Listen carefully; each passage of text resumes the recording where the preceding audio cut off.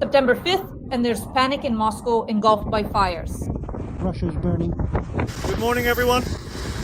We're having a bit of a fire emergency collaboration here, so to speak. Oh, it's kind of scary, really, Czars. It's so frightening. To get. That's what the visibility is like. You can't even see the towers. We're driving with our hazard lights and headlights on. There's nothing left to breathe, we're just suffocating. Destroyed homes, people have been evacuated, and everything is now in emergency mode. It's burning up above, while the car is down below in Malinovka, right next to the fire trucks on the hill. We're burning. We've already successfully completed our initial flight, and now we have carefully taxied onto the expansive airfield. There is also a significant fire burning here, and our dedicated firefighters are diligently working right on the airfield itself, actively combating the blaze. They're trying to save the equipment there because it's very close to the helicopters and the old ones, and the situation here is also difficult. 380,000 hectares are on fire. People were evacuated from areas where the fire came right up to residential buildings and skyscrapers. This is what's happening. Where is the airport? Russians are trapped in a fiery cage. In Russia, even the cosmodrome could burn to the ground. Hellish landscapes. Several thousand people have been mobilized to fight the fires, including rescuers and about 800 smoke jumpers from other regions. 250 pieces of equipment and aircraft are unable to extinguish the fires. The second port is also diligently preparing for its departure in the Smolensk-Tushki area. There's a significant fire, so we must continue working. Please take good care of yourselves, everyone. Tens of thousands of Russians have been left without homes, without heat, without electricity.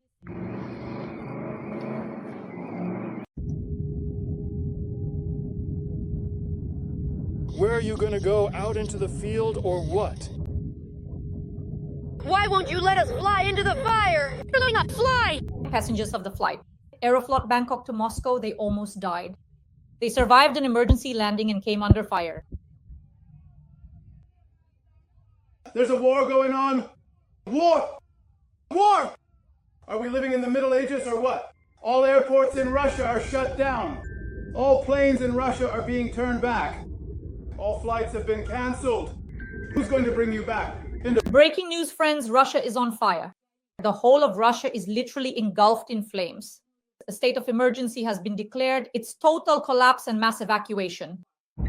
This is what visibility looks like. You can't even see the cars.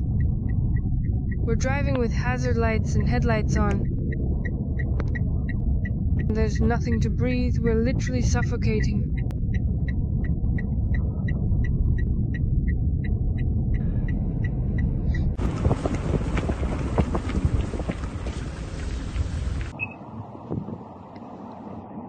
It's already right next to us.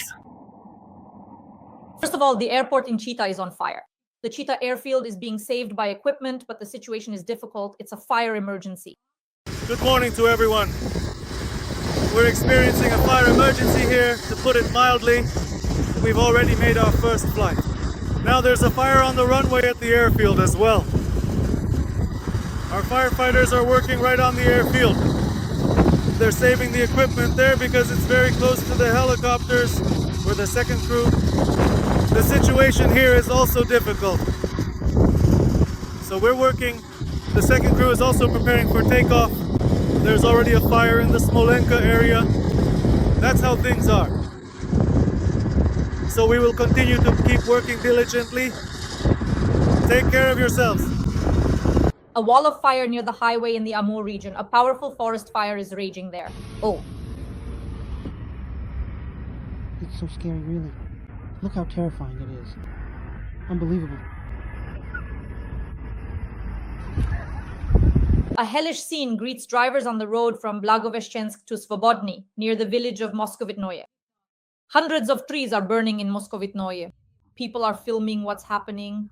They are horrified. Russia is shocked by these images. They are no less nightmarish.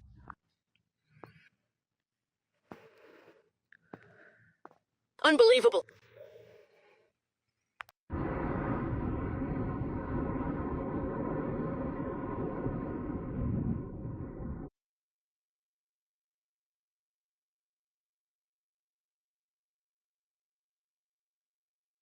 Friends, please like this video, subscribe to my channel, and we're starting this segment. We're waiting for you. Do you want to know if it's even picking up? Well, let's bring it out here to the field. Come over. In Zabaikalsk, the region is engulfed by massive fires. Homes have been destroyed. People have been evacuated. A state of emergency has been declared. Emergency situation. In the Zabaikalsky Krai, the fight against large-scale forest fires continues. A state of emergency has been declared there. Emergency situation? According to the Ministry of Emergency Situations at this moment, there are more than 50 fire outbreaks in the region, covering an area of 380,000 hectares.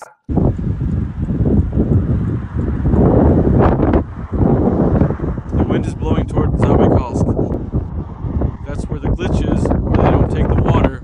On the opposite side, a wildfire in the village. In Israelom, where the fire came right up to residential buildings. People were evacuated.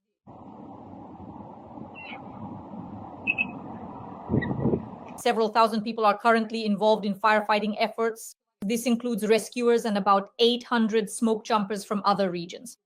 There are 250 units of equipment and aircraft.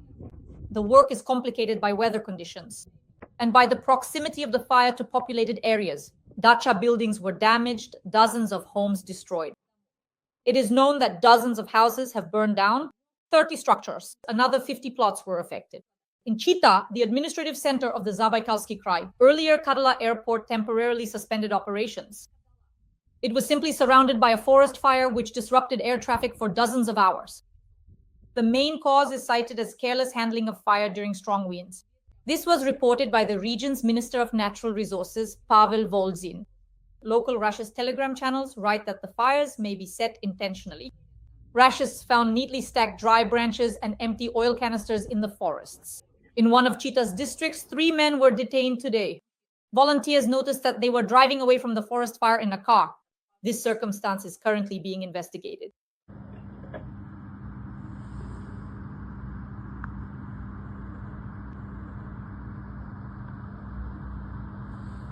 Russians, look at this footage, how they are trapped in a fiery cage. In Russia, everything could burn, even cosmodromes, just like carved wooden houses. Oh, how terrifying, really. Look how scary it is.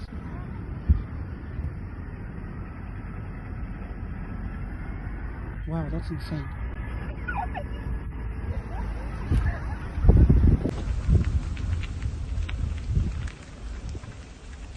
Right now, there is a massive blaze spreading from the forest in the Murmansk region. A fire also broke out near the gas boiler house.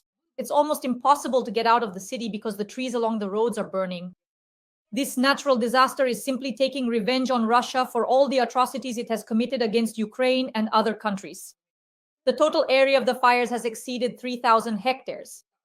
It is noted that the city, with a population of just over 7,000 people, is home to employees of the Vostochny Cosmodrome. The Cosmodrome itself is located 25 kilometers from the city. In Buryatia, a state of emergency has been declared due to forest fires. Currently, according to the regional government, there are 30 active fires in the republic, covering an area of more than 53,000 hectares.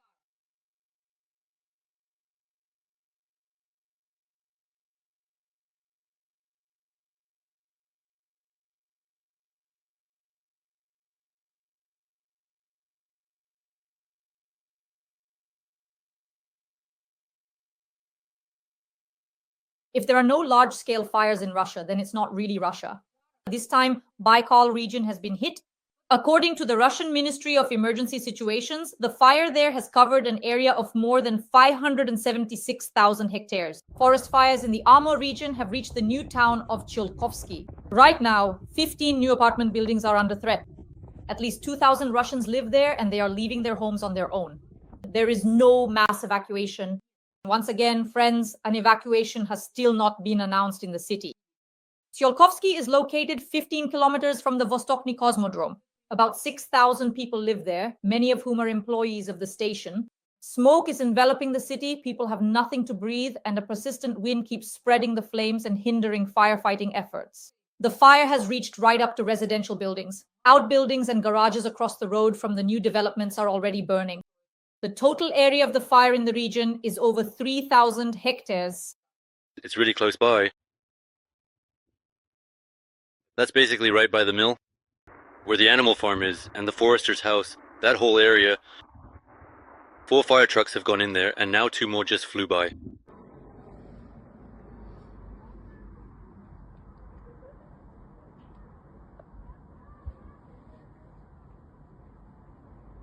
Even if you drop me off in a field, at least I'll be alive, better than flying out and burning up. Passengers on the Aeroflot flight from Bangkok to Moscow first had to endure an emergency landing in New Delhi due to problems with the fuel tank. And then just minutes after landing, the Indian airport came under fire. Please! Don't panic. Everyone will be disembarked soon. Where in the field are you going to go? Dakota? Field knife alive, then fly from burnt burn, you understand? Find me some rain. Ladies and gentlemen, take your seats and let the technical staff through. I need... Honor, just nothing more, guy. Some water. Blaze and Justel, Stryker, Sick and Lead. Technical staff?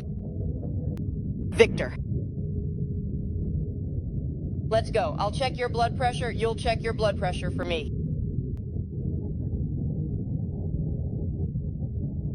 Stinky?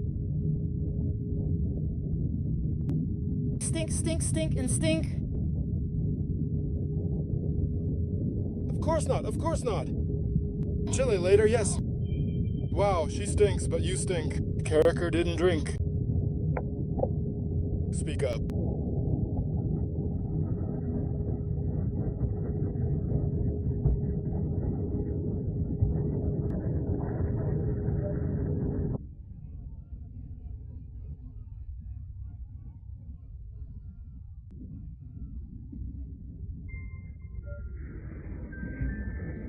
All the major airports in Russia are completely shut down, all the planes in Russia are permanently grounded, and all the scheduled flights are unequivocally canceled. So, who exactly is going to bring you safely back?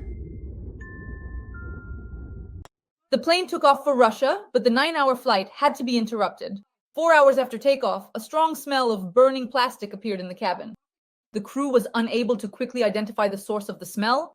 One of the flight attendants came into the cabin with a fire extinguisher. Panic broke out in the cabin. One of the passengers, overwhelmed by emotion, asked for the plane to be landed as soon as possible, anywhere at all, even in a field, just somewhere. Other passengers tried to remain calm, but it was clear they were struggling to do so. The pilots decided to land the plane at the nearest airport. The aircraft was accepted in New Delhi. Before landing, the captain dumped fuel. After the plane landed safely, it was inspected by Indian airport staff, and it was discovered that there was a short circuit in the multimedia system in row 27. But after this, the passengers' misadventures did not end. Immediately after landing, India closed its airspace due to shelling from Pakistan.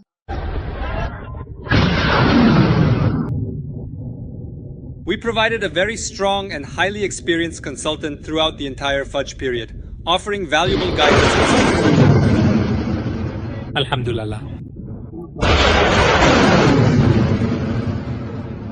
The plane that was supposed to pick up the passengers could not reach Delhi due to closed airspace.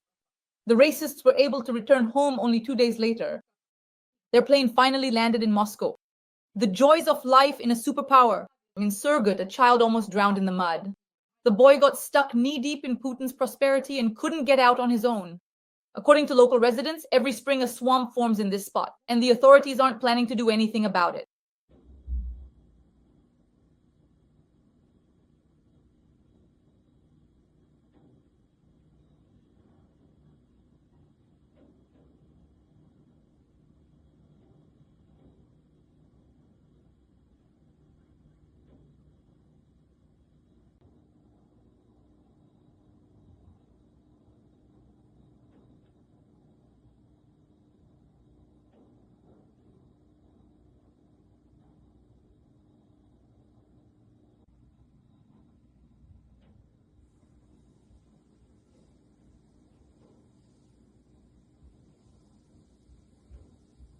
And Gladkov accused the residents of profiting from the shelling. The governor of Belgorod region stated that some residents of border areas deliberately put their property in harm's way during shelling in order to receive compensation. There you have it, Mother Russia in all her glory.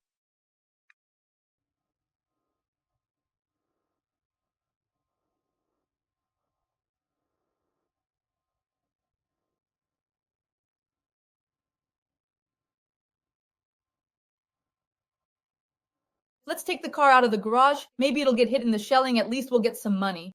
Gladkov quoted, supposedly recounting a conversation he overheard. Unfortunately, I've heard such conversations. Let's take it out. Our settlement is being shelled. Let's roll the car out of the garage. Maybe it'll get hit. At least we'll get some money. The cars are old. Can't get rid of them. Can't sell them.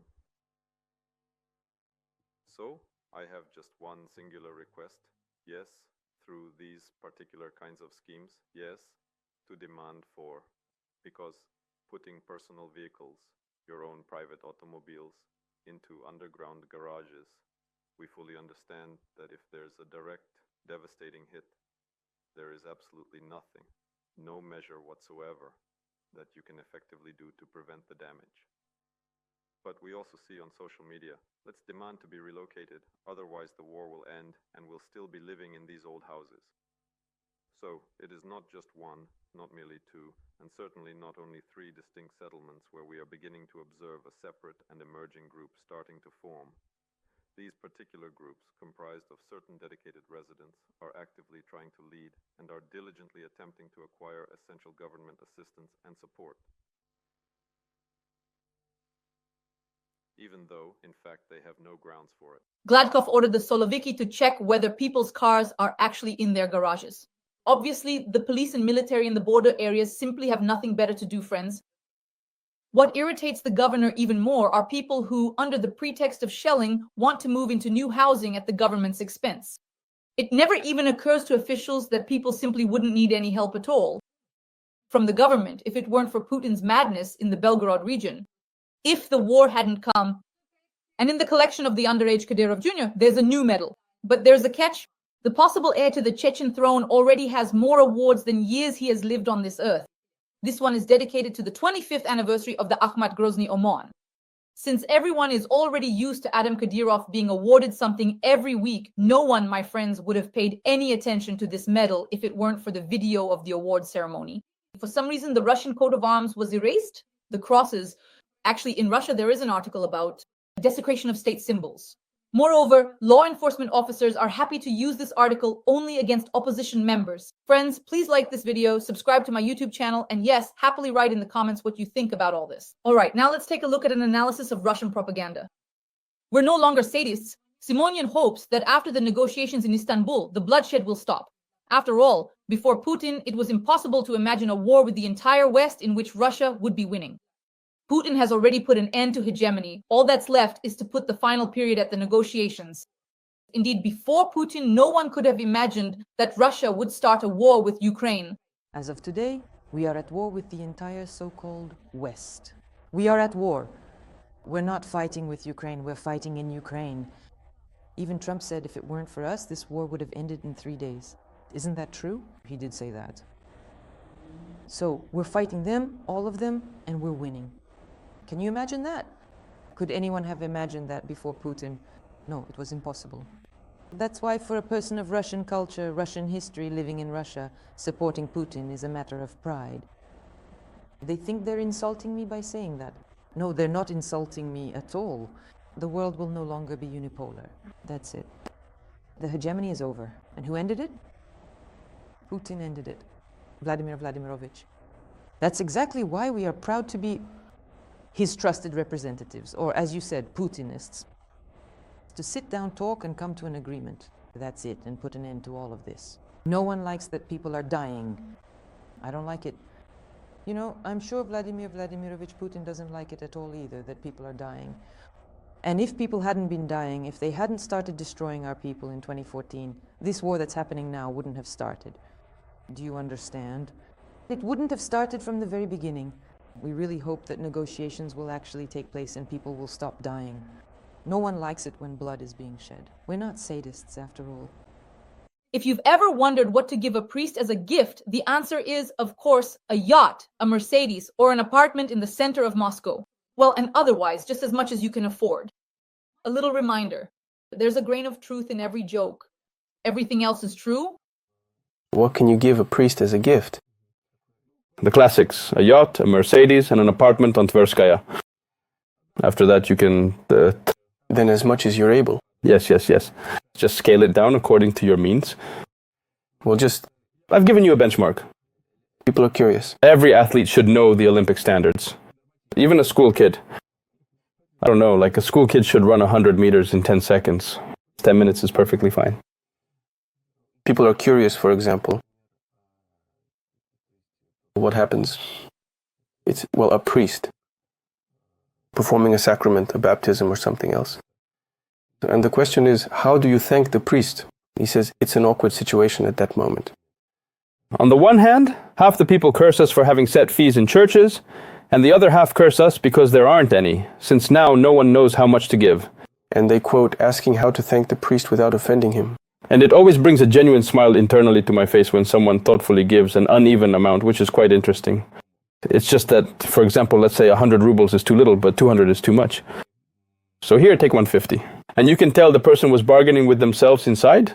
It's always obvious when the amount is uneven. Dear defenders of our motherland, our humanity. I congratulate you on Victory Day. We already achieved victory on May 9th. And I believe that very soon we will have another victory. I wish all of you to stay alive and return home to your families. I wish you all strength, health, and of course, love. We are patiently and eagerly waiting for you, waiting with unwavering hope for peace to prevail, and of course, for our ultimate and decisive victory to be achieved. Here is someone who has lost his mind. Disgusting. Vile, talentless, a devilish character, a petty demon, an impotent, a horse lover. Nevzorov yesterday once again buried Gherkin and then revived Gherkin. Both the first and the second went unnoticed. But the task is to hype up what's happening with the remaining Strelkov supporters. Montian, the gravedigger, and all sorts of other crypto scum from Ukraine who have flocked to our country because of the stupidity and vulgarity of certain uniformed officials who, instead of doing their jobs, sometimes like to abuse their power, not to fight enemies, but to show off who they're protecting and why. If they knew, they would have handled it properly by now. If they knew, they would have handled it properly by now. If they knew, the entry on February 24th, 2022 would have happened differently. A lot of things would be different now on the territory of Ukraine. And of course, there will be a reckoning ahead, and after our victory, a lot will need to be done. Many names will have to be mentioned and many people dealt with. It's not really my place to speak so seriously. Undoubtedly, the Supreme Commander-in-Chief will conduct a thorough review.